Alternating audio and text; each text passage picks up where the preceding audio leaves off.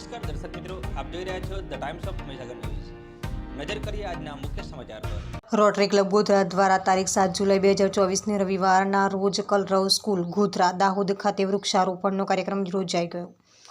Rotary club Godhra દ્વારા તારીખ 7 જુલાઈ 2024ના રોજ કલરવ સ્કૂલ ગોધરા દાહોદ રોડ ખાતે રોટરી ક્લબ ગોધરાના પ્રેસિડેન્ટ રોટેરિયન નરેશકુમાર સેવાણીના નેતૃત્વમાં અને project chairman 1 rotarian Prakash Dikshit અને 2 રોટેરિયન ઉદય વેદાંતીની સંયુક્ત રાહબરી હેઠળ ફળાઉ વૃક્ષોના છોડના વૃક્ષારોપણનો કાર્યક્રમ સવારના 10 થી બપોરના 12:30 દરમિયાન યોજાઈ ગયો। વૃક્ષારોપણના આ કાર્યક્રમમાં club secretary rotarian Arvind C Baria, treasurer rotarian Bhavani Tripathi, joint secretary rotarian Abbas Vali, rotarian Neeraj Shah, rotarian Kalindi Vedanti, rotarian Shilpa Parikh, rotarian Girish Patel, rotarian doctor Harshil J Shah હાજર રહ્યા હતા।